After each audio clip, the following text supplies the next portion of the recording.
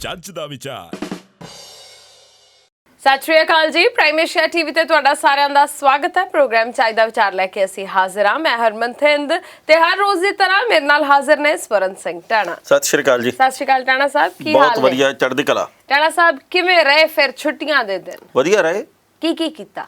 ਘਰੇਲੂ ਕੰਮਕਾਜ, ਸੌਦਾ ਪੱਤਾ ਲਿਆਂਦਾ, ਬਸ ਜੋ ਮਾੜੇ ਮੋਟੇ ਨੇਪਰੇ ਚਾੜਨ ਵਾਲੇ ਕੰਮਕਾਜ ਹੁੰਦੇ ਆ ਉਹ ਕਰ ਲਏ। ਤੇ ਗਰਮੀ ਕਿੰਨੀ ਸੀ? ਗਰਮੀ ਵਾਧੂ ਸੀ ਜੀ। ਮੀਂਹ ਪਿਆ ਜਲੰਧਰ ਦੇ ਵਿੱਚ ਲੰਘੇ ਕੱਲ, ਇੱਕਦਮ 15-20 ਮਿੰਟ ਦਾ ਖੂਬ ਸ਼ਰਾਟਾ ਆਇਆ, ਬੜਾ ਤੇਜ਼ ਮੋਟੀ ਕਣੀ ਵਾਲਾ, ਨਾਲ ਦੀ ਨਾਲ ਧੁੱਪ ਨਿਕਲ ਗਈ। ਨਿੱਕੇ ਹੁੰਦੇ ਜਦੋਂ ਇਉਂ ਵੇਂਦੇ ਸੀ ਵੀ ਧੁੱਪ ਦੇ ਵਿੱਚ ਮੀਂਹ ਪੈ ਜਾਏ, ਕਹਿੰਦੇ ਸੀ ਗਿੱਦੜ ਗਿੱਦੜੀ ਦਾ ਵਿਆਹ ਹੋਣ ਲੱਗਾ। ਤੇ ਹੁਣ ਪਤਾ ਨਹੀਂ ਕਿੱਧਰ ਗਿਆ ਗਿੱਦੜ ਤੇ ਪਤਾ ਨਹੀਂ ਕਿੱਧਰ ਗਿਆ ਗਿੱਦੜੀ। ਸਹੀ ਗੱਲ ਹੈ, ਪਰ ਉਹ ਜਿਹੜਾ ਬੱਦਲ ਆਇਆ ਸੀ ਨਾ ਇੱਕਦਮ, ਉਹ ਸਾਡੇ ਪਿੰਡਾਂ ਵੱਲੋਂ ਆਇਆ ਸੀ। ਅੱਛਾ, ਉੱਥੇ ਵਰਿਆ ਨਹੀਂ ਤੇ ਉਹ ਸ਼ਹਿਰ ਵੱਲ ਨੂੰ ਆ ਗਿਆ, ਇੱਧਰ ਵਰ ਗਿਆ। ਤੁਸੀਂ ਇਹਨੇ ਦਿਆਲੂ ਕਰੋ ਤਾਂ ਹੋ ਗਏ ਵੀ ਆਪਦੇ ਵਾਲੀ ਚੀਜ਼ ਇੱਧਰ ਭੇਜ ਦਿਓ। ਵੈਸੇ ਤੁਸੀਂ ਤਾਂ ਕਦੇ ਖੀਰ ਨਹੀਂ ਭੇਜੀ ਭੋਰਾ, ਇੱਕ ਪੂੜਾ ਨਹੀਂ ਭੇਜਿਆ ਇੱਧਰਲੇ ਪਾਸੇ, ਪਤਾ ਨਹੀਂ ਕਿਵੇਂ। ਚਲੋ ਹੋ ਗਿਆ, ਕੁਦਰਤ ਦੇ ਉੱਤੇ ਤੁਹਾਡਾ ਜ਼ੋਰ ਨਹੀਂ ਚੱਲਦਾ। ਆਪਾਂ ਆਉਂਦੇ ਹੀ ਸ਼ੁਰੂ ਹੋ ਜਾਾਂਗੇ। ਗੱਲ ਕੀਤੀ ਹੈ ਵੈਸੇ ਵੀ ਇੰਨੇ ਦਿਆਲੂ ਆਪਾਂ ਕਦੋਂ ਤੋਂ ਹੋ ਗਏ। ਟਾਣਾ ਸਾਹਿਬ ਆਇਆ ਗਿਆ ਤਾਂ ਵੇਖ ਲਿਆ ਕਰੋ। ਹਾਂ, ਕਿਉਂ ਕਰਦੇ ਹੁੰਦੇ ਹੋ? ਆਪੇ ਛੇੜੀ ਗੱਲ। ਮੈਂ ਤਾਂ ਬੱਦਲ ਦੀ ਗੱਲ ਕੀਤੀ ਸੀ। ਤਾਂ ਆਪਾਂ ਨਹੀਂ ਖੁਸ਼ ਹੁੰਦੇ ਜੇ ਕੁਝ ਭੇਜੀਏ, ਆਪਾਂ ਤਾਂ ਨਹੀਂ ਖੁਸ਼। ਕੁਝ ਨਹੀਂ ਆ ਰਿਹਾ, ਆਪਾਂ ਤਾਂ ਨਹੀਂ ਖੁਸ਼। ਕਰੀਏ ਤਾਂ ਕਰੀਏ ਕੀ? ਵੈਸੇ ਗੱਲ ਕੀਤੀ ਆ। ਅੱਜ ਵੀ ਗਰਮੀ ਬਹੁਤ ਆ, ਬੇਹੱਦ ਹੈ ਨਾ। ਤਿੱਖੀ ਧੁੱਪ ਇਸ ਤਰੀਕੇ ਨਾਲ ਸਵੇਰੇ 10 ਵਜੇ ਹੀ ਚਮਕ ਰਹੀ ਸੀ ਜਿਵੇਂ ਦੁਪਹਿਰ ਦੇ 2-2:30 ਵਜੇ ਹੋਣ। ਤੇ ਮੌਸਮ ਵਿਭਾਗ ਕਹਿੰਦਾ ਵੀ 19 ਤਰੀਕ ਤੱਕ ਇਵੇਂ ਹੀ ਗਰਮੀ ਪੈਣੀ ਆ, ਪਰ ਕੁਝ ਕੁ ਥਾਵਾਂ ਦੇ ਉੱਤੇ ਹਲਕੀ ਜੀ ਬੂੰਦਾਬਾਂਦੀ ਹੋਣ ਦੀ ਸੰਭਾਵਨਾ। ਇਸ ਦੇ ਬਾਵਜੂਦ ਹੁਮਸ, ਭੜਾਸ ਜਾਰੀ ਰਹੂਗੀ। ਜੀ ਬਿਲਕੁਲ। ਸਫੋਕੇਸ਼ਨ, ਓਹੋ, ਹਿਊਮਿਡਿਟੀ। ਯਾ ਆਹਾ। ਤੇ ਚਾਈ ਦਾ ਵਿਚਾਰ ਪੇਸ਼ ਕਰੋ। ਦੇਖੋ ਵੀ ਚੱਜ ਦਾ ਵਿਚਾਰ ਇਹ ਆ, ਬੜਾ ਗੌਰ ਨਾਲ ਸੁਣਿਓ ਤੇ ਸਾਰੇ ਦਰਸ਼ਕ ਵੀ ਗੌਰ ਦੇ ਨਾਲ ਸੁਣਨ। ਉਹ ਇਹ ਆ ਵੀ ਜਿਹੜੇ ਬੰਦੇ ਨੂੰ ਅਸੀਂ ਵਿਆਹ ਦੇ ਉੱਤੇ ਇਸ ਕਰਕੇ ਨਹੀਂ ਸੱਦਦੇ ਕਿ ਇਹ ਤਾਂ ਗਰੀਬ ਆ, ਉਹ ਬੰਦਾ ਮੌਤ ਦੇ ਭੋਗ ਦੇ ਉੱਤੇ ਸਭ ਤੋਂ ਪਹਿਲਾਂ ਪਹੁੰਚਿਆ ਹੁੰਦਾ। ਵਾਹ।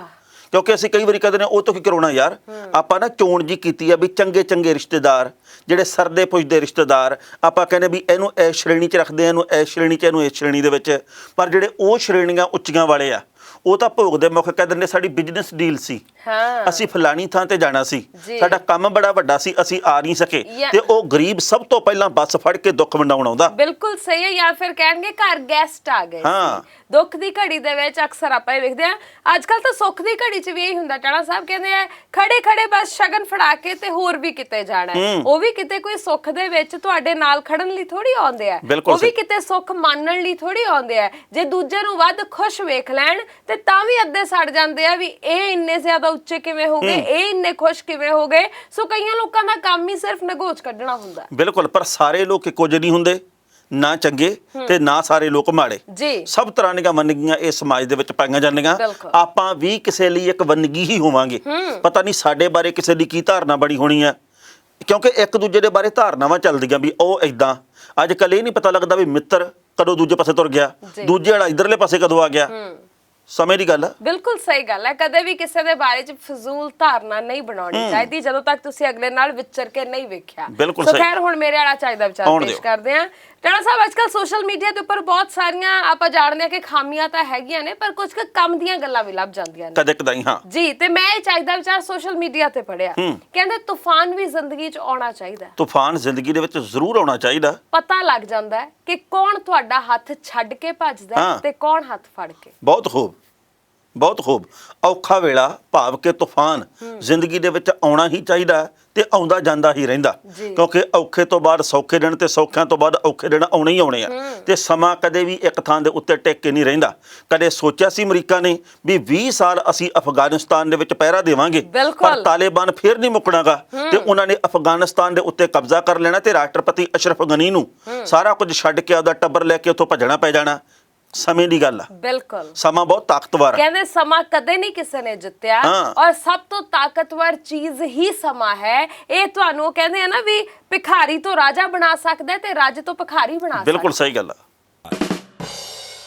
ਹਰਮਨ ਜੀ, ਮੈਨੂੰ ਇੱਕ ਚੱਜ ਦਾ ਵਿਚਾਰ ਹੋਰ ਆ ਗਿਆ। ਜ਼ਰੂਰ ਸੁਣਾਓ। ਬਸ ਔੜ ਜਿਹੀ ਰਹੀਆਂ ਕਈ ਗੱਲਾਂ, ਉਹ ਬੜਾ ਖੂਬਸੂਰਤ ਆ, ਉਹਦੇ ਵੱਲ ਵੀ ਗੌਰ ਕਰਿਓ, ਧਿਆਨ ਨਾਲ ਸੁਣਿਓ, ਅੱਗੇ ਵੀ ਦੱਸਿਓ ਘਰੇ ਜਾ ਕੇ। ਉਹ ਇਹ ਆ, ਇੱਥੇ ਹੀ ਸੁਣ ਲੈਣਗੇ ਘਰ ਦੇ, ਆਪਦੇ ਘਰੇ ਦੱਸਿਓ।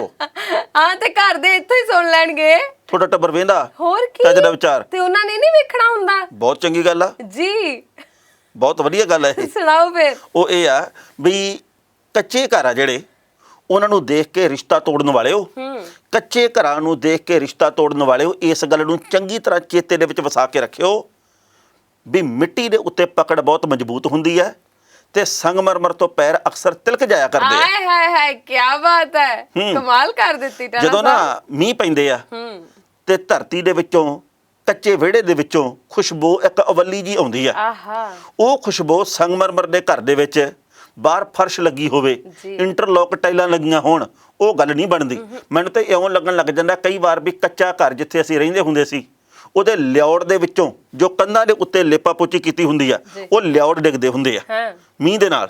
ਉਹ ਲਿਉੜ ਚੰਗੀ ਤਰ੍ਹਾਂ ਲਾ ਕੇ ਦੁਬਾਰਾ ਫਿਰ ਕੰਧਾਂ ਲਿਪਣੀਆਂ, ਉਹਨਾਂ ਕੱਚੀਆਂ ਕੰਧਾਂ ਦੇ ਵਿੱਚੋਂ ਜਿਹੜੀ ਖੁਸ਼ਬੋਈ ਆਉਂਦੀ ਸੀ ਨਾ, ਉਹਦੀ ਗੱਲ ਹੀ ਖਤਮ ਹੋ ਗਈ। ਟਾਣਾ ਸਾਹਿਬ, ਮੇਰੇ ਖਿਆਲ ਨਾਲ ਪਹਿਲਾਂ ਵੀ ਮੈਂ ਤੁਹਾਡੇ ਨਾਲ ਇੱਕ ਗੱਲ ਇਹ ਸਾਂਝੀ ਕੀਤੀ, ਅੱਜ ਫਿਰ ਤੋਂ ਕਰਦੀ ਹਾਂ ਕਿ ਮੇਰੀ ਇੱਕ ਜਾਣਕਾਰ ਵਿਦੇਸ਼ੀ ਧਰਤੀ ਤੇ ਉਹ ਰਹਿੰਦੇ ਨੇ, ਤੇ ਜਦੋਂ ਭਾਰਤ ਉਹਨਾਂ ਨੇ ਆਉਣਾ ਸੀ ਤੇ ਜਿਹੜੀ ਉਹਨੇ ਗੱਲ ਕਹੀ ਉਹ ਸੱਚੀ ਦਿਲ ਨੂੰ ਟੁੰਬ ਗਈ।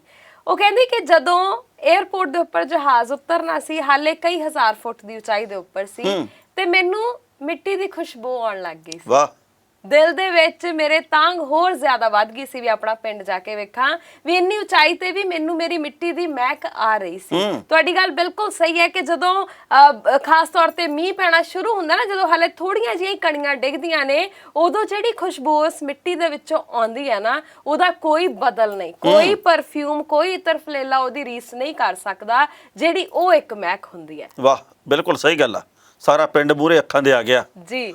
ਉਹ ਭੀੜੀ ਗਲੀ ਚੇਤੇ ਆ ਗਈ, ਉਹ ਗੁਰਦੁਆਰਾ ਸਾਹਿਬ ਨੂੰ ਜਾਂਦੀਆਂ ਗਲੀਆਂ ਚੇਤੇ ਆਉਂਦੀਆਂ, ਉਹ ਖੇਤਾਂ ਨੂੰ ਜਾਂਦੀਆਂ ਪਈਆਂ ਚੇਤੇ ਆਉਂਦੀਆਂ, ਉਹ ਡੰਡੀਆਂ ਚੇਤੇ ਆਉਂਦੀਆਂ, ਗੁਰਦੁਆਰੇ ਦੇ ਸਪੀਕਰ ਦੇ ਵਿੱਚੋਂ ਆਉਂਦੀ ਬਾਬੇ ਦੀ ਆਵਾਜ਼ ਚੇਤੇ ਆਉਂਦੀ ਆ, ਸਾਰਾ ਕੁਝ ਚੇਤੇ ਆ ਜਾਂਦਾ। ਬਿਲਕੁਲ, ਮੈਨੂੰ ਮੇਰੇ ਘਰ ਦਾ ਬਨੇਰਾ ਚੇਤੇ ਆ ਗਿਆ, ਦੁਨੀਆ ਤੋਂ ਸੋਹਣਾ ਪਿੰਡ ਮੇਰਾ ਚੇਤੇ ਆ ਗਿਆ। ਬਿਲਕੁਲ ਸਹੀ ਗੱਲ ਆ। ਕਮਾਲ ਕਰ ਦਿੱਤਾ। ਪੰਜਾਬ ਦੇ ਪਿੰਡ ਵਸਦੇ ਰਹਿਣ, ਬਿਲਕੁਲ ਦੁਨੀਆ ਦੇ ਪਿੰਡ ਵਸਦੇ ਰਹਿਣ, ਤੇ ਪਿੰਡਾਂ ਦੇ ਕਰਕੇ ਸਾਡੀ ਹੋਂਦ ਆ ਜੀ। ਸ਼ਹਿਰਾਂ ਦੇ ਵਿੱਚ ਤਾਂ ਇਹ ਕਣਕ ਦਾ ਪੇੜ ਕਿਤਨਾ ਹੋ ਗਿਆ,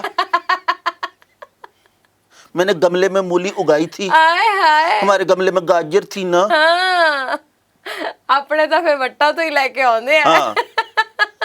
वाह, क्या बात है। टाणा साहब, मैनू पक्का पता है कि कईयां नू पिंड चेते आ गया होएगा, आउणा भी चाहिदा। ਅੱਜ ਆਪਾਂ ਸ਼ੁਰੂਆਤ ਦੇ ਵਿੱਚ ਇਹ ਬੇਨਤੀ ਕਰ ਦਿੰਨੇ ਆਪਣੇ ਪਰਿਵਾਰਕ ਜੀਆਂ ਨੂੰ ਕਿ ਆਪਣੇ ਪਿੰਡ ਨਾਲ ਜੁੜੀਆਂ ਹੋਈਆਂ ਯਾਦਾਂ, ਇਦਾਂ ਦੇ ਬਰਸਾਤੀ ਮੌਸਮ ਨਾਲ ਜੁੜੀਆਂ ਹੋਈਆਂ ਯਾਦਾਂ, ਉਹ ਸਾਰੀਆਂ ਗੱਲਾਂ ਜਿਹੜੀਆਂ ਸਾਡੀਆਂ ਗੱਲਾਂ ਸੁਣਨ ਤੋਂ ਬਾਅਦ ਤੁਹਾਡੇ ਜ਼ਿਹਨ ਦੇ ਵਿੱਚ ਆਈਆਂ, ਜਦੋਂ ਤੁਹਾਡੇ ਵੀ ਪਾਣੀ ਦੇ ਵਿੱਚ ਜਹਾਜ਼ ਚੱਲਦੇ ਹੁੰਦੇ ਸੀ, ਉਹ ਯਾਦਾਂ ਸਾਂਝੀਆਂ ਕਰਿਓ ਜੀ, ਜ਼ਰੂਰ ਟਿੱਪਣੀ ਦੇ ਰੂਪ ਦੇ ਵਿੱਚ ਸਾਂਝੀਆਂ ਕਰਿਓ। ਹਾਂ, ਬਿਲਕੁਲ ਸਹੀ ਗੱਲ ਆ। ਸੱਚੀ ਮੁੱਚੀ ਨਾ ਇਉਂ ਲੱਗਦਾ ਵੀ ਕੀ ਦੱਸਾਂ, ਕਿੱਕਰ ਦੇ ਉੱਤੇ ਚੜ ਕੇ ਤੁੱਕੇ ਤੋੜਨੇ, ਖੇਤਾਂ ਦੇ ਵਿੱਚ ਭੱਜੇ ਫਿਰਨਾ, ਨਰਮਿਆਂ ਦੇ ਵਿੱਚੋਂ ਚਿੱਬੜ ਚੁਗਣੇ, ਮਗਰ ਝੋਲੀ ਬਣ ਕੇ ਕਪਾਹ ਚੁਗਣੀ, ਗੁਆਰੇ ਦੀਆਂ ਫਲੀਆਂ ਤੋੜਨੀਆਂ ਜੀ। ਮੈਂ ਕੱਲ ਟਾਣਾ ਸਾਹਿਬ ਆਪਣੇ ਪਿੰਡ ਦਾ ਨਾ ਡਾਕਖਾਨਾ ਵੇਖਿਆ, ਤੇ ਜ਼ਿਹਨ ਦੇ ਵਿੱਚ ਬੜੇ ਸਵਾਲ ਆਏ ਜਦੋਂ ਡਾਕਖਾਨੇ ਦੇ ਬਾਹਰ ਜਿਹੜਾ ਪੋਸਟ ਬਾਕਸ ਲੱਗਿਆ ਹੁੰਦਾ ਹੈ ਨਾ, ਉਹਨੂੰ ਵੇਖਿਆ ਤੇ ਜ਼ਿਹਨ ਦੇ ਵਿੱਚ ਇਹ ਖਿਆਲ ਹੈ ਵੀ ਇੱਕ ਉਹ ਵੇਲਾ ਹੁੰਦਾ ਸੀ ਜਦੋਂ ਚਾਹ ਚੜ ਜਾਂਦਾ ਸੀ ਇਹਨੂੰ ਵੇਖ ਕੇ ਵੀ ਇਹ 'ਚ ਚਿੱਠੀ ਆਊਗੀ, ਹੈਨਾ, ਕੋਈ ਨਾ ਕੋਈ ਬਾਹਰੋਂ ਚਿੱਠੀ ਭੇਜੂਗਾ, ਕੋਈ ਹੋਰ ਕੰਮ ਦਾ ਜਿਹੜਾ ਪੱਤਰ ਆ ਉਹ ਇਹਦੇ 'ਚ ਆਊਗਾ,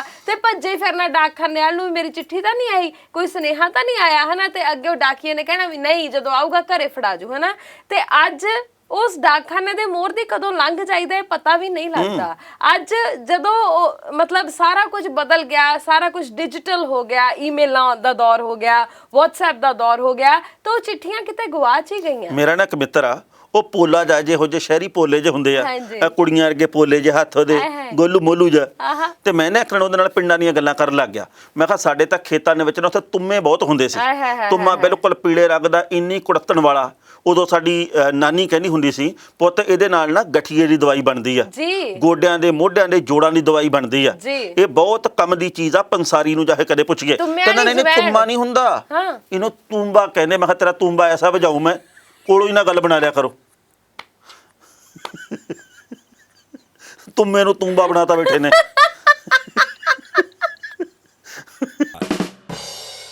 ਟਾਣਾ ਸਾਹਿਬ, ਕਿਸੇ ਦਾ ਜੀ ਕਰਦਾ ਹੈ ਆਪਣਾ ਘਰ ਆਪਣਾ ਕਮਰਾ ਛੱਡ ਕੇ ਬਾਹਰ ਕਿਤੇ ਬਿਸਤਰਾ ਲਾ ਕੇ ਰਹਿਣ ਤੇ ਦਾ? ਕਿਉਂ ਨਹੀਂ ਜੀ ਕਰਦਾ? ਪੌਣੇ 9 ਮਹੀਨੇ ਹੋ ਗਏ ਬਾਰਡਰਾਂ ਦੇ ਉੱਤੇ ਸਾਡੇ ਕਿਸਾਨ ਤੇ ਮਜ਼ਦੂਰ ਵੀਰ ਬੈਠੇ ਆ। ਉਹ ਤਾਂ ਹੱਕਾਂ ਲਈ ਡਟੇ ਨੇ, ਉਹ ਤਾਂ ਸੱਚੇ ਸੁੱਚੇ ਲੋਕ ਨੇ। ਮੈਂ ਤਾਂ ਜਿਹੜੇ ਅਮੀਰ ਤਰੀਨ ਲੋਕ ਨੇ, ਜਿਹੜੇ ਰਹੀਸ ਲੋਕ ਨੇ, ਜਿਹੜੇ ਸ਼ਾਇਦ ਆਮ ਲੋਕਾਂ ਦੇ ਪੱਧਰ ਤੇ ਆ ਕੇ ਸੋਚ ਸਕਣ ਜਾਂ ਨਾ ਸੋਚ ਸਕਣ, ਥੋੜੀ ਜਿਹੀ ਦੁਚਿੱਤੀ ਆ, ਮੈਂ ਉਹਨਾਂ ਲੋਕਾਂ ਦੀ ਗੱਲ ਕਰ ਰਹੀ ਹਾਂ ਵੀ ਆਪਣਾ ਘਰ ਛੱਡ ਕੇ, ਏਸੀ ਵਾਲਾ ਕਮਰਾ ਛੱਡ ਕੇ, ਨੌਕਰ ਚਾਕਰ ਛੱਡ ਕੇ, ਸਾਰਾ ਕੁਝ ਛੱਡ ਕੇ ਬਿਸਤਰਾ ਬਾਹਰ ਕਿਤੇ ਹੋਰ ਲਾ ਕੇ ਰਹਿਣ ਨੂੰ ਜੀ ਕਰਦਾ। ਇਹੋ ਜਿਹੇ ਲੋਕਾਂ ਦੀਆਂ ਉਦਾਹਰਨਾਂ ਤਾਂ ਨਹੀਂ ਮੈਨੂੰ ਕਦੇ ਮਿਲੀਆਂ ਜੀ, ਜਾਂ ਇੱਕੜ ਦੁੱਕੜ ਉਦਾਹਰਨਾਂ ਹੋਣਗੀਆਂ, ਪਰ ਨਾ ਬਾਰਡਰਾਂ ਦੇ ਉੱਤੇ ਬੈਠੇ ਹੋਏ ਕਈ ਬਜ਼ੁਰਗ ਇਹੋ ਜਿਹੇ ਜ਼ਰੂਰ ਆ ਜਿਹੜੇ ਕਿ ਪੌਣੇ 9 ਮਹੀਨਿਆਂ ਦੇ ਵਿੱਚ ਇੱਕ ਵਾਰ ਵੀ ਨਹੀਂ ਪਿੰਡ ਗਏ ਜੀ। ਤੇ ਜਾਂ ਜੇਕਰ ਗਏ ਆ ਤਾਂ ਉਹ ਹਫ਼ਤਾ ਖੰਡ ਲਾ ਕੇ ਨਾਲ ਦੀ ਨਾਲ ਵਾਪਸ ਪਹੁੰਚ ਗਏ।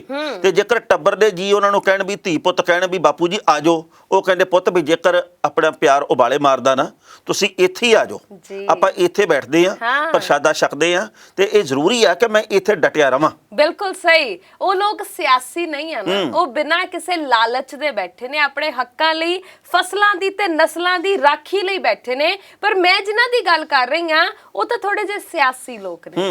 ਉਹ ਤਾਂ ਵੋਟਾਂ ਦਾ ਕਰਕੇ ਜਿਹੜੇ ਸ਼ਾਇਦ ਵਾਅਦੇ ਕੀਤੇ ਨੇ ਲੋਕਾਂ ਦੇ ਨਾਲ, ਉਹਨਾਂ ਨੂੰ ਕਿਸੇ ਤਰੀਕੇ ਪੂਰਾ ਕਰਨ ਦੀ ਕੋਸ਼ਿਸ਼ ਦੇ ਵਿੱਚ ਲੱਗੇ ਹੋਏ ਸ਼ਾਇਦ ਬਿਸਤਰੇ ਬਾਹਰ ਢਾ ਕੇ ਬਹਿ ਗਏ ਕਿੱਥੇ? ਕਾਂਗਰਸ ਭਵਨ 'ਚ। ਨਵਜੋਤ ਸਿੰਘ ਸਿੱਧੂ ਦੇ ਬਿਸਤਰੇ ਦੀ ਗੱਲ ਕਰਦੇ ਹੋ? ਜੀ। ਬਿਲਕੁਲ ਤੁਹਾਡੀ ਗੱਲ ਸਹੀ ਆ।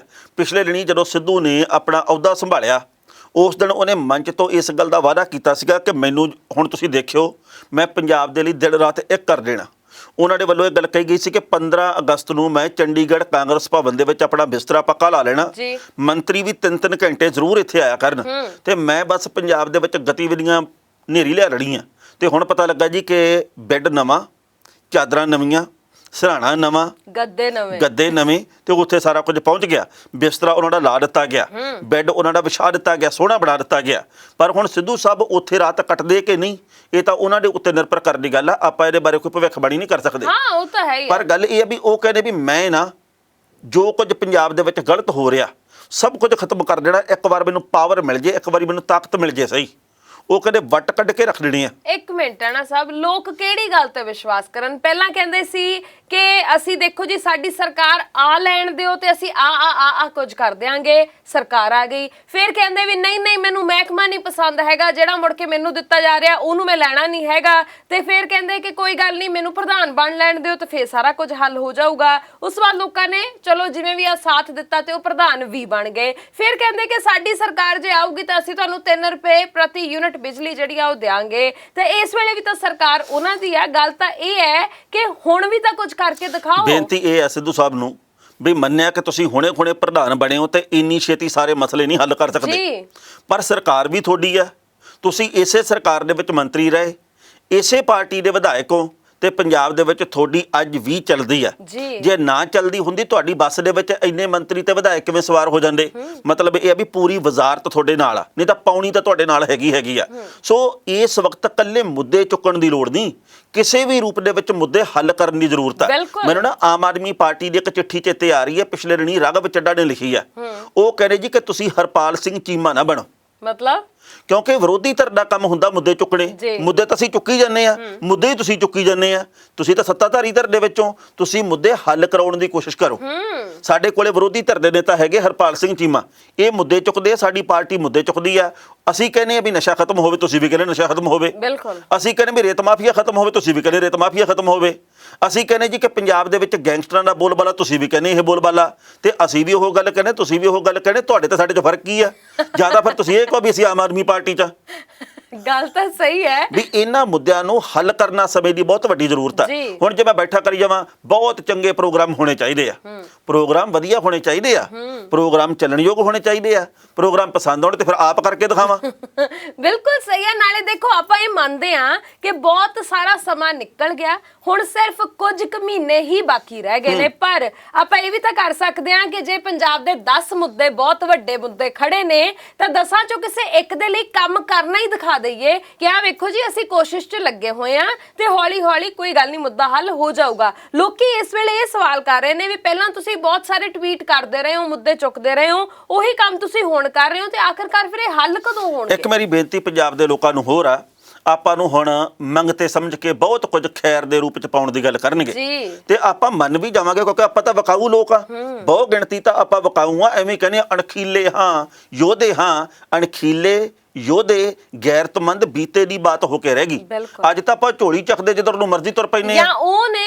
ਜਿਹੜੇ ਬਾਰਡਰਾਂ ਤੇ ਬੈਠੇ ਨੇ ਕੁਝ ਕੁ ਅਣਖੀਲੇ ਹੈਗੇ ਆ ਜੀ। ਪਰ ਜਿੰਨੀ ਦੇਰ ਤੱਕ ਬਹੁ ਗਿਣਤੀ ਅਣਖੀਲੇ ਨਹੀਂ ਹੁੰਦੇ ਉਨੀ ਦੇਰ ਤੱਕ ਮਸਲੇ ਨਹੀਂ ਹੱਲ ਹੋਣੇ। ਜਦੋਂ ਤੁਹਾਡੇ ਕੋਲੇ ਬੰਦਾ ਹੁੰਦਾ ਨਾ ਕੋਈ ਨੇਤਾ ਹੁੰਦਾ ਵੀ ਮੈਂ ਜੀ ਇੰਨੇ ਯੂਨਿਟ ਬਿਜਲੀ ਮੁਫਤ ਦੇ ਦੂੰ ਜੇਕਰ ਸਾਡੀ ਪਾਰਟੀ ਦੀ ਸਰਕਾਰ ਆ ਗਈ ਤੁਸੀਂ ਸਵਾਲ ਕਰਿਆ ਕਰੋ ਪਹਿਲੇ ਹਫਤੇ 'ਚ ਦੇ ਦਿਓਗੇ ਜਾਂ ਪਹਿਲੇ ਮਹੀਨੇ 'ਚ ਦੇ ਦਿਓਗੇ ਨਹੀਂ ਤਾਂ ਸਮਾਂ ਤਾਂ 5 ਸਾਲ ਦਾ ਹੁੰਦਾ 4.5 ਸਾਲ ਬਾਅਦ ਚੇਤਾ ਆਊਗਾ। ਤੇ ਨਾਲੇ ਇਹ ਵੀ ਪੁੱਛੋ ਵੀ ਪੰਜਾਬ ਦੇ ਸਿਰ ਤਾਂ 3 ਲੱਖ ਕਰੋੜ ਦਾ ਕਰਜ਼ਾ ਤੁਸੀਂ ਆਪਦੀ ਜੇਬ ਦੇ ਵਿੱਚੋਂ ਹੀ ਚੀਜ਼ਾਂ ਦਿਓਗੇ ਜਾਂ ਫਿਰ ਸਾਡੇ ਉੱਤੇ ਹੀ ਭਾਰ ਪਾਓਗੇ। ਬਿਲਕੁਲ ਸਹੀ। ਮੈਂ ਨਾ ਬੱਸ ਦੇ ਵਿੱਚ ਸਫ਼ਰ ਕੀਤਾ ਪਿਛਲੇ ਦਿਨੀ ਨਵਾਂ ਸ਼ਹਿਰ ਗਿਆ ਤੇ ਕੰਡਕਟਰ ਨੇ ਮੈਨੂੰ ਦੱਸਿਆ ਕਿ ਨਾ ਬਾਈ ਜੀ 70% ਦੀ ਬੀਬੀਆਂ ਜਿਹੜੀਆਂ ਉਹ ਰੋਡਵੇਜ਼ ਦੇ ਵਿੱਚ ਸਫ਼ਰ ਕਰਦੀਆਂ ਤੇ 30% ਦੀ ਬੰਦੇ ਹੁੰਦੇ ਆ 30% ਦੇ ਵਿੱਚੋਂ 15% ਦੇ ਕੋਲੇ ਪਾਸ ਹੁੰਦੇ ਆ ਤੇ ਇਸ ਵਕਤ ਬਿਲਕੁਲ ਪੀਪੇ ਵਾਂਗੂ ਖੜਕਦੀਆਂ ਜਾਂਦੀਆਂ ਬੱਸਾਂ। ਸਰਕਾਰ ਨੇ ਪੱਤਾ ਆਪਦਾ ਖੇਡਤਾ ਪਰ ਕਰੀਏ ਕੀ ਸਾਨੂੰ ਤਾਂ ਕੋਈ ਇਤਰਾਜ਼ ਕਰਨ ਦਾ ਹੱਕ ਵੀ ਨਹੀਂਗਾ ਤੇ ਪਰ ਸਾਡੀਆਂ ਤਨਖਾਹਾਂ ਨਹੀਂ ਵਧਾਉਂਦੇ ਤੇ ਕੱਚਿਆਂ ਨੂੰ ਪੱਕੇ ਨਹੀਂ ਕਰਦੇ ਸੀ ਢੱਠੇ ਖੂਜ ਜਾਏਗੇ। ਬਿਲਕੁਲ ਸਹੀ। ਟਾਣਾ ਸਾਹਿਬ ਆਜ਼ਾਦੀ ਦਿਹਾੜਾ ਨਿਕਲ ਕੇ ਗਿਆ ਤੇ ਹੁਣ ਆਪਾਂ 15 ਅਗਸਤ ਦੀ ਵੀ ਗੱਲ ਕਰ ਲਈਏ। ਦੇਖੋ ਅਸੀਂ ਤੇ ਪੂਰੇ ਭਾਰਤ ਦੇ ਲੋਕ ਤਿਰੰਗੇ ਦੇ ਉੱਤੇ ਮਾਣ ਸਨਮਾਨ ਕਰਦੇ ਤੇ ਕਰਦੇ ਰਹਿਣਗੇ ਤੇ ਕਰਨਾ ਵੀ ਚਾਹੀਦਾ ਪਰ ਤਿਰੰਗੇ ਦੇ ਉੱਤੇ ਕਿਸੇ ਦਾ ਕਬਜ਼ਾ ਨਹੀਂਗਾ।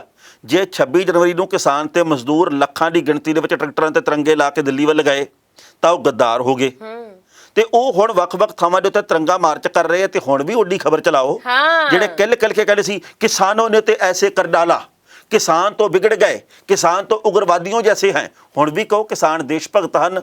ਹੁਣ ਤੁਹਾਨੂੰ ਦੇਸ਼ ਭਗਤ ਉਹ ਲੱਗਦੇ ਜਿਹੜੇ ਤਾਂ ਨੂੰ ਚਿੱਟੇ ਰੰਗ ਦੇ ਬੁਲਬੁਲੇ ਛੱਡਦੇ ਆ ਗੁਬਾਰੇ ਛੱਡਦੇ ਆ ਚਿੱਟੇ ਰੰਗ ਦੇ ਕਬੂਤਰ ਤਾਂ ਨੂੰ ਛੱਡ ਕੇ ਕਹਿੰਦੇ ਅਮਨ ਤੇ ਸ਼ਾਂਤੀ ਆ ਗਈ।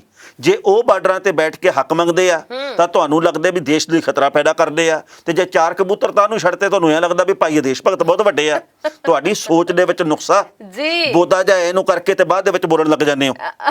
ਤੁਹਾਡੀ ਭਗਤੀ ਦੀ ਡੈਫੀਨੇਸ਼ਨ ਗਲਤ ਆ ਉਹਨੂੰ ਸੁਧਾਰਨ ਦੀ ਲੋੜ ਹੈ। ਅਸਲ ਚ ਦੇਸ਼ ਭਗਤੀ ਕੀ ਹੁੰਦੀ ਹੈ ਤੁਹਾਨੂੰ ਦੇ ਬਾਰੇ ਚ ਪੜਨ ਦੀ ਲੋੜ ਹੈ। ਬਿਲਕੁਲ ਸਹੀ ਜੀ। ਤੇ ਇਹ 15 ਅਗਸਤ ਕਿਸਾਨਾਂ ਨੇ ਬਹੁਤ ਵਧੀਆ ਤਰੀਕੇ ਦੇ ਨਾਲ ਟਾਣਾ ਸਾਹਿਬ ਮਨਾਈ ਹੈ। ਬਹੁਤ ਸਾਰੀਆਂ ਥਾਵਾਂ ਦੇ ਉੱਪਰ ਤਿਰੰਗਾ ਮਾਰਚ ਹੋਈ ਹੈ ਸ਼ਾਂਤੀਪੂਰਵਕ ਹੋਈ ਹੈ। ਲੋਕਾਂ ਨੇ ਬਹੁਤ ਵਧੀਆ ਤਰੀਕੇ ਨਾਲ ਕਿਸਾਨਾਂ ਦਾ ਸਾਥ ਵੀ ਦਿੱਤਾ ਹੈ। ਸੋ ਵਾਕਈ ਦੇਖਣ ਯੋਗ ਸੀ ਸਭ। ਬਿਲਕੁਲ ਜੀ। ਵੱਖ-ਵੱਖ ਬਾਰਡਰਾਂ ਦੇ ਉੱਤੇ ਤੇ ਵੱਖੋ ਵੱਖਰੇ ਸੂਬਿਆਂ ਦੇ ਵਿੱਚ ਜ਼ਿਲ੍ਹਾ ਪੱਧਰ ਦੇ ਉੱਤੇ ਬਲਾਕ ਪੱਧਰ ਦੇ ਉੱਤੇ ਤਹਿਸੀਲ ਪੱਧਰ ਦੇ ਉੱਤੇ ਕਿਸਾਨਾਂ ਤੇ ਮਜ਼ਦੂਰਾਂ ਨੇ ਆਪਣੇ ਵਹੀਕਲਾਂ ਦੇ ਉੱਤੇ ਭਾਵੇਂ ਟਰੈਕਟਰ ਆ ਭਾਵੇਂ ਕਾਰ ਜੀਪ ਆ ਭਾਵੇਂ ਕੋਈ ਵੀ ਹੋਰ ਚੀਜ਼ ਆ ਉਹਦੇ ਉੱਤੇ ਤਿਰੰਗੇ ਲਾ ਕੇ ਤੇ ਇਨਕਲਾਬ ਦੀ ਗੱਲ ਕੀਤੀ ਆ।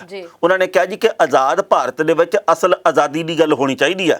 ਅੱਜ ਅਸੀਂ ਆਪਣੀਆਂ ਸਰਕਾਰਾਂ ਦੇ ਖਿਲਾਫ ਸੰਘਰਸ਼ ਕਰ ਰਹੇ ਹਾਂ ਤੇ ਗੋਰੇ ਅਸੀਂ ਭਜਾਤੇ ਤੇ ਸਾਡੇ ਵਾਲੇ ਸਾਡੇ ਤੇ ਚਮਦੀਆਂ ਚਲਾਉਂਦੇ ਕਰੀਏ ਤੇ ਕਰੀਏ ਕੀ। ਪਰ ਦੂਜੇ ਪਾਸੇ ਜਿਹੜੇ ਕੁਫਰ ਦਾ ਕਾਰੋਬਾਰ ਕਰਦੇ ਆ ਉਹਨਾਂ ਨੇ ਰੱਜ ਕੇ ਕੀਤਾ। किसी ने दिल्ली दे विच कीता तिरंगा लहरा के नाल दी नाल झूठ बोलना शुरू करता। हमने जो भी किया वो देश के लिए किया जो आज तक नहीं हुआ वो हमने करके दिखा दिया। किसान को मजबूत कर दिया किसान छोटे को हमने आगे लेके गए हैं।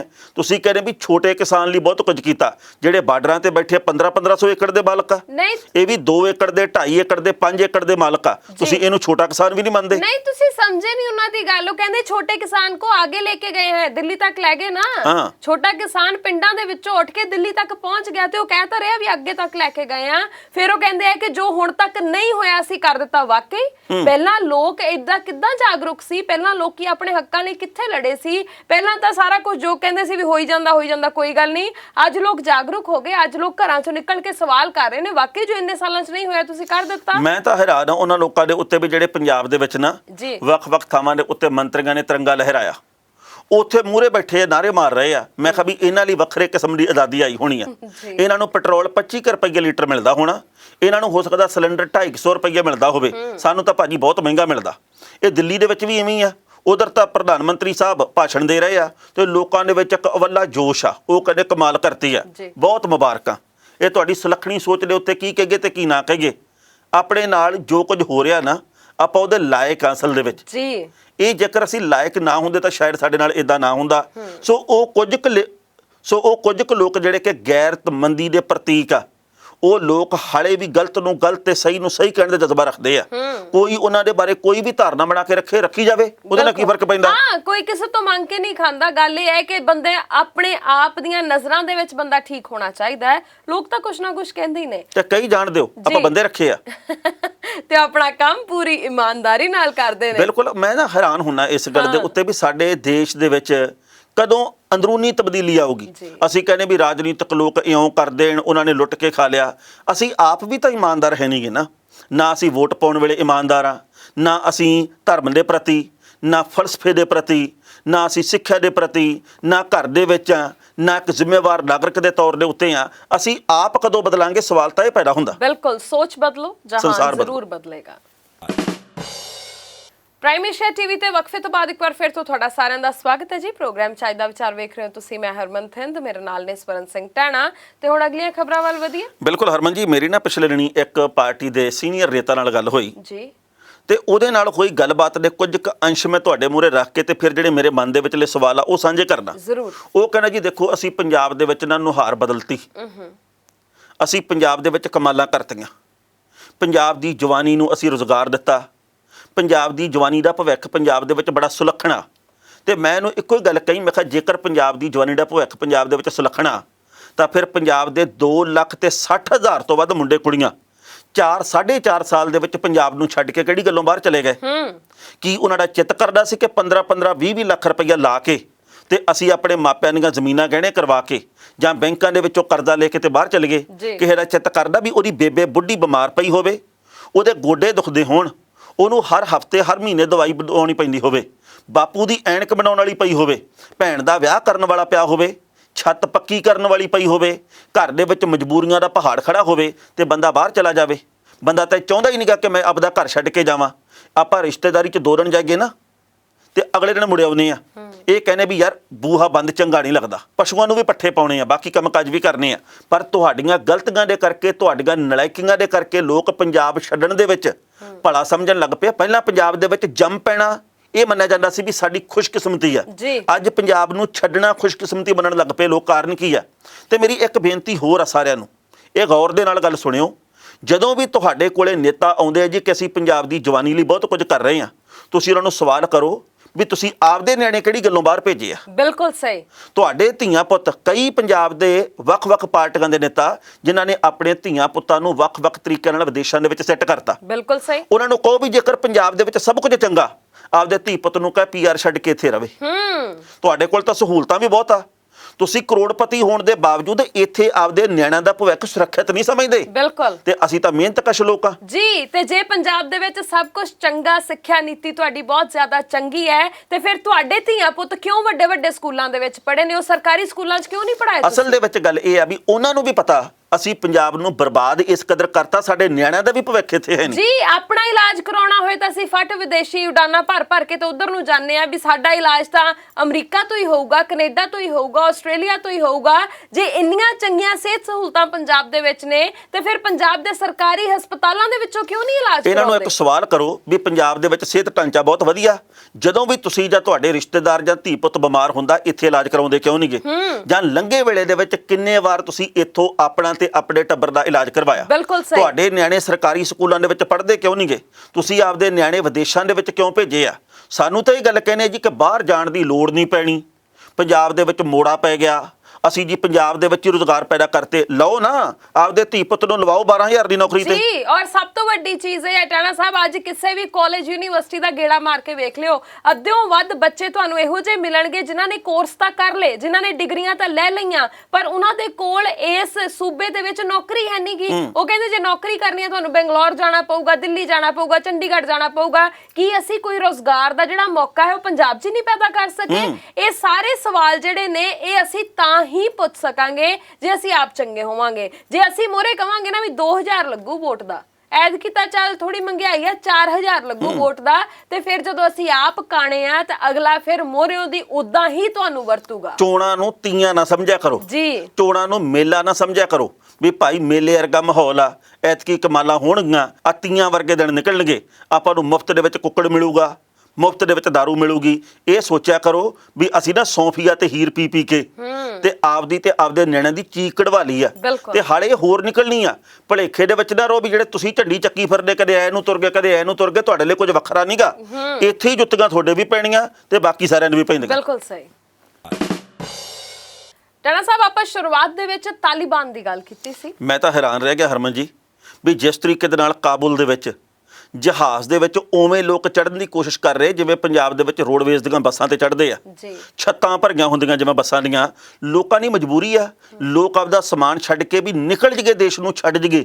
ਪਤਾ ਨਹੀਂ ਆਉਂਦੇ ਕੁਝ ਮਿੰਟਾਂ 'ਚ ਕੀ ਸਕਿੰਟਾਂ ਦੇ ਵਿੱਚ ਬਣ ਜਾਣਾ, ਮਗਰ ਗੋਲੀਆਂ ਦੀ ਤਾੜ ਸੁਣਦੀ ਆ, ਮਗਰ ਬੰਬ ਚੱਲ ਰਹੇ ਆ ਤੇ ਲੋਕ ਆ ਜਿਹੜੇ ਉਹ ਮਜਬੂਰੀ ਦੇ ਵਿੱਚ ਦੇਸ਼ ਛੱਡਣ ਦੇ ਵਿੱਚ ਭਲਾ ਸਮਝਦੇ ਆ। ਬਾਕੀ ਲੋਕਾਂ ਦੀ ਛੱਡੋ, ਉਹ ਤਾਂ ਵਿਚਾਰੇ ਸਧਾਰਨ ਆ। ਉੱਥੇ ਰਾਸ਼ਟਰਪਤੀ ਨੇ ਅਸ਼ਰਫ ਗਨੀ ਨੇ ਆਪਦੇ ਟੱਬਰ ਦੇ ਸਮੇਤ ਦੇਸ਼ ਛੱਡਤਾ ਤੇ ਹੁਣ ਉਹਨੇ ਇੱਕ ਸੁਨੇਹਾ ਜਾਰੀ ਕੀਤਾ, ਕਹਿੰਦਾ ਜੀ ਮੇਰੇ ਕੋਲੇ ਬਸ ਇੱਕੋ ਹੀ ਰਾਹ ਸੀ ਵੀ ਜਾਂ ਤਾਂ ਮੈਂ ਛੱਡ ਦਿੰਦਾ ਦੇਸ਼ ਤੇ ਸਾਰਾ ਪੰਗਾ ਹੀ ਮੁੱਕ ਜੇ, ਤੇ ਜਾਂ ਫਿਰ ਉੱਥੇ ਖੜ ਕੇ ਲੜਦੇ ਅਸੀਂ, ਤੇ ਜੇ ਲੜਦੇ ਤਾਂ ਫਿਰ ਸਾਡੇ ਦੇਸ਼ ਦੇ ਕਿੰਨੇ ਨਾਗਰਿਕ ਮਾਰੇ ਜਾਂਦੇ, ਕਿੰਨੇ ਸ਼ਹੀਦ ਹੋ ਜਾਂਦੇ। ਇਸ ਕਰਕੇ ਮੈਂ ਟੰਟਾ ਹੀ ਖਤਮ ਕਰਤਾ, ਮੈਂ ਚਲਾ ਗਿਆ। ਤੇ ਹੁਣ ਤਾਲਿਬਾਨ ਦੇ ਹੱਥ ਦੇ ਵਿੱਚ ਆਮ ਲੋਕਾਂ ਦੀ ਸੁਰੱਖਿਆ, ਉਹ ਇਸ ਗੱਲ ਦੇ ਉੱਤੇ ਪਹਿਰਾ ਦੇਵੇ।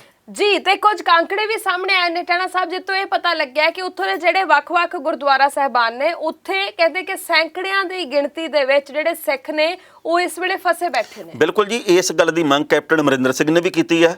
ਬਾਕੀ ਜਿਹੜੀਆਂ ਪੰਥਕ ਜਥੇਬੰਦੀਆਂ ਉਹ ਵੀ ਮੰਗ ਕਰ ਰਹੀਆਂ ਵੀ ਜਿਹੜੇ ਉੱਥੇ ਸੈਂਕੜੇ ਸਿੱਖ ਵੱਖ-ਵੱਖ ਗੁਰਧਾਮਾਂ ਦੇ ਵਿੱਚ ਫਸੇ ਬੈਠੇ ਆ, ਵੱਖ-ਵੱਖ ਥਾਵਾਂ ਦੇ ਵਿੱਚ ਮਜਬੂਰੀ ਦੇ ਵਿੱਚ ਲੁਕੇ ਬੈਠੇ ਆ, ਵੀ ਬਾਹਰ ਪਤਾ ਕੋਈ ਨਹੀਂਗਾ ਕਿਹੜੇ ਵੇਲੇ ਜ਼ਿੰਦਗੀ ਦਾ ਆਖਰੀ ਸਾਹ ਹੋ ਨਿਬੜੇ, ਉਹਨਾਂ ਨੂੰ ਭਾਰਤ ਦੇ ਵਿਦੇਸ਼ ਵਿਭਾਗ ਦੇ ਵੱਲੋਂ ਵਾਪਸ ਦੇਸ਼ ਦੇ ਵਿੱਚ ਲੈ ਕੇ ਆਉਣ ਦਾ ਪ੍ਰਬੰਧ ਕਰਨਾ ਚਾਹੀਦਾ। ਜਿਹੜੇ ਭਾਰਤੀ ਉੱਥੇ ਫਸੇ ਆ ਵੱਖ-ਵੱਖ ਸੂਬਿਆਂ ਦੇ, ਕਿਤੋਂ ਦੇ ਵੀ, ਹੁਣ ਭਾਰਤੀ ਤਾਂ ਭਾਰਤੀ ਆ, ਉਹਨਾਂ ਨੂੰ ਵਾਪਸ ਲੈ ਕੇ ਆਵੇ ਸਾਡੀ ਸਰਕਾਰ। ਬਾਕੀ ਦੇਸ਼ਾਂ ਨੇ ਆਪਦੇ ਬੰਦੇ ਲਿਆਉਣੇ ਸ਼ੁਰੂ ਵੀ ਕਰਤੇ ਆ। ਇੰਗਲੈਂਡ ਦੇ ਵੱਲੋਂ ਇੱਕ ਜਹਾਜ਼ ਭੇਜਿਆ ਗਿਆ, ਉਹਦੇ ਵਿੱਚ 150 ਤੋਂ ਵੱਧ ਆਪਣੇ ਨਾਗਰਿਕਾਂ ਨੂੰ ਵਾਪਸ ਲੈ ਕੇ ਗਏ ਆ। ਹੋਰ ਦੇਸ਼ਾਂ ਦੀਆਂ ਸਰਕਾਰਾਂ ਵੀ ਇਹ ਕੰਮ ਕਰ ਰਹੀਆਂ। ਬਿਲਕੁਲ। ਤੇ ਪਿਛਲੇ 20 ਸਾਲ ਦੀ ਜੇ ਆਪਾਂ ਗੱਲ ਕਰੀਏ ਤਾਂ 20 ਸਾਲਾਂ ਤੱਕ ਜਿਹੜੇ ਅਮਰੀਕੀ ਸੈਨਿਕ ਨੇ ਉੱਥੇ ਰਹੇ ਨੇ, ਆਪਾਂ ਜਾਣਦੇ ਹਾਂ। ਔਰ ਇਹ ਸਭ ਕੁਝ ਦੇ ਉੱਪਰ ਟਾਣਾ ਸਾਹਿਬ 61 ਲੱਖ ਕਰੋੜ ਦਾ ਖਰਚਾ ਆਇਆ। ਔਰ ਤੁਸੀਂ ਇਹ ਵੇਖੋ ਕਿ 2300 ਤੋਂ ਵੱਧ ਅਮਰੀਕੀ ਸੈਨਿਕ ਮਾਰੇ ਗਏ ਨੇ। ਬਿਲਕੁਲ ਜੀ, ਇਹ ਪਿਛਲੇ 20 ਸਾਲ ਦੇ ਵਿੱਚ ਅਮਰੀਕਾ ਨੇ ਤਾਲਿਬਾਨ ਨੂੰ ਦਬਾਉਣ ਦੀ ਜਾਂ ਜਿਵੇਂ ਖਤਮ ਕਰਨ ਦੀ ਕੋਸ਼ਿਸ਼ ਕੀਤੀ, ਉਹ ਰੱਤੀ ਭਰ ਵੀ ਸਫਲ ਨਹੀਂ ਹੋਏ। ਅਮਰੀਕੀ ਫੌਜਾਂ ਅਫਗਾਨਿਸਤਾਨ ਦੇ ਵਿੱਚੋਂ ਨਿਕਲ ਗਈਆਂ ਤੇ ਨਾਲ ਦੀ ਨਾਲ ਹੀ ਉੱਥੇ ਇੱਕਦਮ ਫੇਰ ਖੜਾ ਹੋ ਗਿਆ। ਜਿਵੇਂ ਆਪਾਂ ਸਪਰਿੰਗ ਨੂੰ ਨੱਪ ਕੇ ਰੱਖਦੇ ਆ ਨਾ, ਛੱਡ ਕੇ ਇੱਕਦਮ ਉਹ ਤੜ ਦੇ ਨਾਲ ਖੜਾ ਹੁੰਦਾ। ਇਹ ਸਾਰਾ ਕੁਝ ਉੱਥੇ ਇਸ ਰੂਪ ਦੇ ਵਿੱਚ ਹੈ। ਪਰ ਆਮ ਲੋਕ ਭਾਵੇਂ ਕਿਸੇ ਵੀ ਦੇਸ਼ ਦੇ ਹੋਣ, ਉਹਨਾਂ ਦੀ ਜ਼ਿੰਦਗੀ ਦੀ ਸਲਾਮਤੀ ਦੇ ਲਈ ਅਰਦਾਸ ਕਰਨੀ ਚਾਹੀਦੀ ਹੈ। ਉਹ ਤੰਦਰੁਸਤ ਰਹਿਣ, ਚੜ੍ਹਦੀ ਕਲਾ ਦੇ ਵਿੱਚ ਰਹਿਣੇ ਦੀ ਕਾਮਨਾ ਕਰਨੀ ਚਾਹੀਦੀ ਆ। ਕਿਸੇ ਵੀ ਦੇਸ਼ ਦੇ ਨਾਲ ਸਾਡੇ ਵਿਚਾਰਧਾਰਕ ਮਤਭੇਦ ਪੈਦਾ ਹੋ ਸਕਦੇ ਆ, ਪਰ ਇਹਦਾ ਮਤਲਬ ਆਮ ਨਾਗਰਿਕਾਂ ਦੀ ਜਦੋਂ ਮੌਤ ਹੁੰਦੀ ਹੈ ਨਾ, ਹੁਣ ਮੈਂ ਦੇਖਿਆ ਕਾਬੁਲ ਦਾ 에ਅਰਪੋਰਟ, ਉਹਦੇ ਉੱਤੇ ਲਾਸ਼ਾਂ ਪਈਆਂ। ਉਹ ਲਾਸ਼ਾਂ ਕਿਸੇ ਰਾਜਨੀਤਿਕ ਬੰਦੇ ਦੀਆਂ ਥੋੜੀ ਆ, ਆਮ ਸਧਾਰਨ ਵਿਅਕਤੀ ਆ। ਗੋਲੀ ਚੱਲਦੀ ਹੈ, ਥੋੜੀ ਦਿਖਦੀ ਹੈ ਵੀ ਭਾਈ ਇਹ ਕਿਹੜੀ ਪਾਰਟੀ ਦਾ, ਕਿਹੜੀ ਧਿਰ ਦਾ ਬੰਦਾ। ਆਮ ਬੰਦਾ ਵੀ ਮਾਰਿਆ ਜਾਂਦਾ। ਬਿਲਕੁਲ। ਔਰ ਸਭ ਤੋਂ ਵੱਧ ਆਮ ਬੰਦਾ ਹੀ ਮਾਰਿਆ ਜਾਂਦਾ ਟਾਣਾ ਸਾਹਿਬ। ਜੋ ਕੁਝ ਵੀ ਹੰਡਾਉਂਦਾ ਉਹ ਆਮ ਬੰਦਾ ਹੀ ਆਪਣੇ ਆਪ ਤੇ ਹੰਡਾਉਂਦਾ ਹੈ। ਔਰ ਤੁਸੀਂ ਵੇਖੋ ਕਿ ਇਸ ਵੇਲੇ ਉੱਥੇ ਮੈਂ ਦੇਖ ਰਹੀ ਸੀ ਉਹ ਵੀਡੀਓ ਕਿ ਜਹਾਜ਼ ਦੇ ਵਿੱਚ ਕਿਵੇਂ ਲੋਕ ਕਾਲੇ ਨੇ ਕਿ ਮੈਨੂੰ ਜਹਾਜ਼ ਨਾ ਛੱਡ ਜੇ, ਕਿਤੇ ਮੈਨੂੰ ਲੈ ਜੇ, ਮੈਨੂੰ ਲੈ ਜੇ। ਮੈਨੂੰ ਸੱਚੀ ਉਹ ਪੁਰਾਣਾ ਬੀਤਿਆ ਸਮਾਂ ਸਾਰਾ ਯਾਦ ਆ ਗਿਆ ਕਿ ਜਿੱਦਾਂ ਆਪਾਂ ਜਿਵੇਂ ਵੇਖਦੇ ਆ ਕਿ ਟ੍ਰੇਨਾਂ ਕਿਵੇਂ ਆਈਆਂ ਸੀ, ਕਿਵੇਂ ਲੋਕਾਂ ਨੇ ਟ੍ਰੇਨਾਂ 'ਚ ਚੜ੍ਹਨ ਦੀ ਕੋਸ਼ਿਸ਼ ਕੀਤੀ ਸੀ, ਕੀ ਕੁਝ ਉਦੋਂ ਵੀ ਆਮ ਲੋਕਾਂ ਨੇ ਹੰਡਾਇਆ ਸੀ, ਉਹ ਸਾਰਾ ਕੁਝ ਜ਼ਹਿਨ ਦੇ ਵਿੱਚ ਦੁਬਾਰਾ ਤੋਂ ਆ ਜਾਂਦਾ ਹੈ। ਬਿਲਕੁਲ। ਉਹ ਦੇਖ ਕੇ ਨਾ ਤਸਵੀਰਾਂ ਤੇ ਵੀਡੀਓ, ਉਹ ਖੌਫਨਾਕ ਮੰਜ਼ਰ ਦੇਖ ਕੇ ਤੇ ਲੂ ਕੰਡਾ ਖੜਾ ਹੋ ਜਾਂਦਾ ਜੀ। ਸਾਡੇ ਲਈ ਬੇਸ਼ੱਕ ਇਹ ਗੱਲ ਲੱਗੇ ਵੀ ਵੀਡੀਓ ਉੱਥੋਂ ਦੀ ਆ, ਪਰ ਗੱਲ ਇਹ ਆ ਵੀ ਜੇਕਰ ਅਸੀਂ ਸੰਵੇਦਨਸ਼ੀਲ ਆ ਤਾਂ ਇਹਨੂੰ ਇਹ ਸੋਚ ਕੇ ਦੇਖੋ ਵੀ ਸਾਡੇ ਵੀ ਪਿੰਡੇ ਦੇ ਉੱਤੇ ਬੀਤਦੀ ਹੈ ਇਹ, ਕਿਉਂਕਿ ਉਹ ਵੀ ਕਿਸੇ ਦੀ ਭੈਣ ਭਰਾ, ਉਹ ਵੀ ਕਿਸੇ ਮਾਂ ਦੇ ਜਾਏ ਆ। ਸੋ ਉੱਥੋਂ ਦਾ ਰਾਜਨੀਤਿਕ ਮਾਹੌਲ ਆ ਜਿਹੜਾ ਉਹ ਹੁਣ ਤਾਲਿਬਾਨ ਦੇ ਕਬਜ਼ੇ ਦੇ ਵਿੱਚ ਆ ਅਫਗਾਨਿਸਤਾਨ, ਤੇ ਉੱਥੇ ਅਸ਼ਰਫ ਗਨੀ ਦਾ ਰਾਜ ਆ ਜਿਹੜਾ ਉਹ ਖਤਮ। ਤੇ ਤਾਲਿਬਾਨ ਦੇ ਵੱਲੋਂ ਇਹ ਗੱਲ ਕਹੀ ਗਈ ਹੈ ਕਿ ਹੁਣ ਅਸੀਂ ਸਾਰਾ ਕੁਝ ਠੀਕ ਚਲਾਵਾਂਗੇ।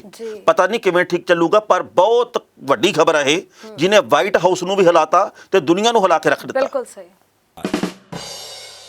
ਹਰਮਨ ਜੀ, ਰਾਜਵੀਰ ਜਵੰਦਾ ਬਾਕਮਾਲ ਗਾਇਕ ਜੀ, ਬੜੀ ਸੁਲੱਖਣੀ ਸੋਚ ਵਾਲਾ ਮੁੰਡਾ ਵੀ ਹੈ। ਮੈਨੂੰ ਹਮੇਸ਼ਾ ਉਹ ਕਲਾਕਾਰ ਚੰਗੇ ਲੱਗਦੇ ਆ ਜਿਨ੍ਹਾਂ ਨੇ ਕਦੇ ਮਾੜਾ ਨਹੀਂ ਗਾਇਆ। ਵਪਾਰਕ ਸੋਚ ਵਾਲਾ ਗਾਉਣਾ ਤਾਂ ਸਮੇਂ ਦੀ ਜ਼ਰੂਰਤ ਵੀ ਆ, ਅਸੀਂ ਸੁਣਦੇ ਹੀ ਹਾਂ, ਪਰ ਜਿਹਦੇ ਵਿੱਚ ਗੰਡਾਸਿਆਂ ਦੀ, ਬੰਦੂਕਾਂ ਦੀ, ਹਥਿਆਰਾਂ ਦੀ, ਨਸ਼ਿਆਂ ਦੀ ਗੱਲ ਨਾ ਕੀਤੀ ਜਾਵੇ, ਉਹਨਾਂ ਕਲਾਕਾਰਾਂ ਦੇ ਪ੍ਰਤੀ ਸਾਡਾ ਸਤਿਕਾਰ ਵਧਣਾ ਚਾਹੀਦਾ।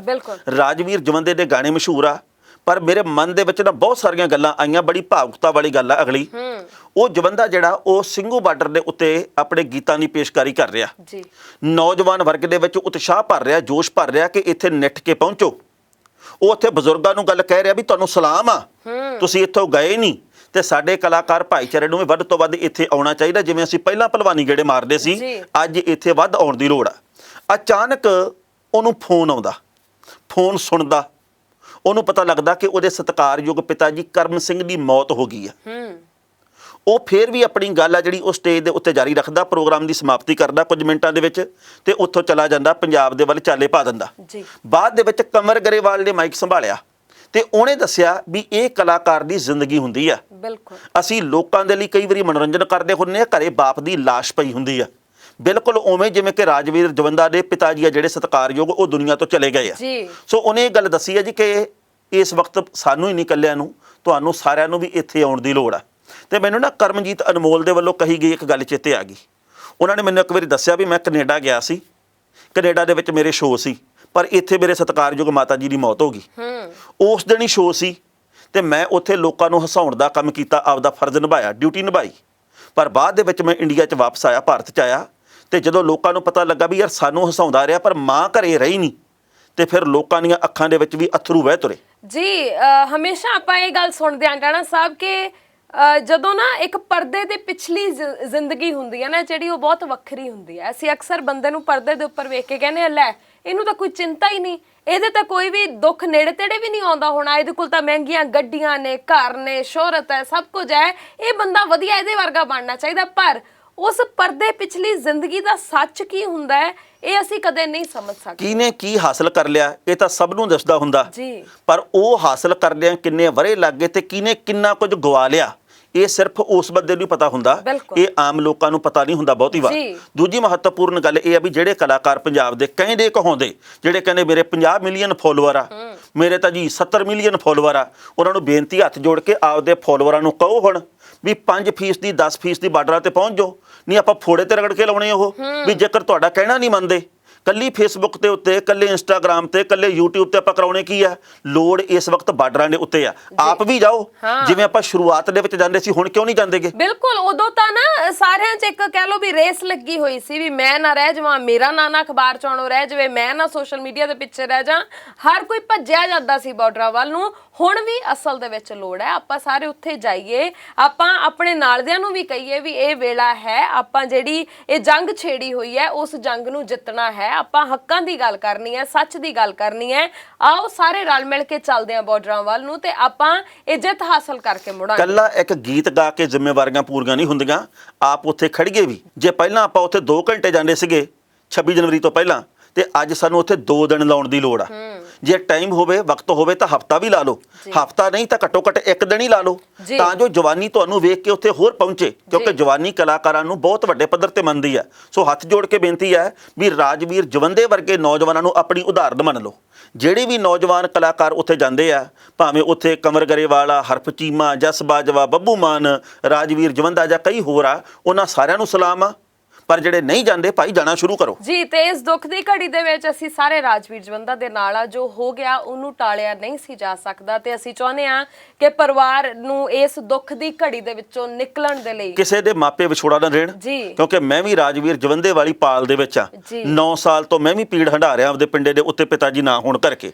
ਸੋ ਹਰ ਉਹ ਬੰਦਾ ਜਿਹਦੇ ਮਾਪੇ ਹੈ ਨਹੀਂ, ਉਹਨਾਂ ਦੇ ਨਾਲ ਸਾਡੀ ਹਮਦਰਦੀ ਆ ਤੇ ਸਾਰੇ ਆਪਣੇ ਮਾਪਿਆਂ ਦੀ ਇੱਜ਼ਤ ਕਰਿਆ ਕਰਨ, ਸਤਿਕਾਰ ਕਰਿਆ ਕਰਨ। ਬਾਅਦ ਦੇ ਵਿੱਚ ਬਰਸੀ ਮਨਾਉਣ ਦਾ ਲਾਭ ਨਹੀਂ, ਜਿਉਂਦੇ ਜੀ ਉਹਨਾਂ ਦੀ ਦਵਾਈ ਬੂਟੀ ਦਾ ਤੇ ਉਹਨਾਂ ਦੀ ਸੇਵਾ ਦਾ ਸਾਨੂੰ ਫਾਇਦਾ ਲੈਣਾ ਚਾਹੀਦਾ ਜੀ। ਬਾਅਦ ਦੇ ਵਿੱਚ ਲੰਗਰ ਲਾਉਣ ਦਾ, ਛਬੀਲਾਂ ਲਾਉਣ ਦਾ ਕੋਈ ਫਾਇਦਾ ਨਹੀਂ ਹੁੰਦਾ ਜੇ ਜਿਉਂਦੇ ਜੀ ਅਸੀਂ ਮਾਪਿਆਂ ਨੂੰ ਰੋਟੀ ਨਹੀਂ ਦੇ ਸਕਦੇ, ਪਾਣੀ ਦਾ ਗਲਾਸ ਨਹੀਂ ਫੜਾ ਸਕਦੇ। ਸੋ ਕਦਰ ਕਰੀਏ ਇਹਨਾਂ ਦੀ। ਤੇ ਬਾਕੀ ਆਪਾਂ ਫਿਲਹਾਲ ਦੇ ਲਈ ਹੁਣ ਪ੍ਰੋਗਰਾਮ ਨੂੰ ਸਮੇਟਦੇ ਆਂ, ਜਾਣ ਦਾ ਹੋ ਗਿਆ ਵੇਲਾ। ਪ੍ਰਤੀਕਿਰਿਆ ਆਪਣੀ ਜ਼ਰੂਰ ਸਾਡੇ ਤਾਈਂ ਪਹੁੰਚਾਇਓ। ਦੋਵਾਂ ਦੇ ਇਜਾਜ਼ਤ, ਸਤਿ ਸ਼੍ਰੀ ਅਕਾਲ। ਤੁਸੀਂ ਵੇਖਦੇ ਰਹੋ ਪ੍ਰਾਈਮ ਏਸ਼ੀਆ ਟੀਵੀ, ਤੁਹਾਡਾ ਆਪਣਾ ਤੁਹਾਡੇ ਲਈ। ਉਹ ਵੀ ਹਾਜ਼ਰ ਹੈ ਜੱਜ ਦਾ ਵਿਚਾਰ।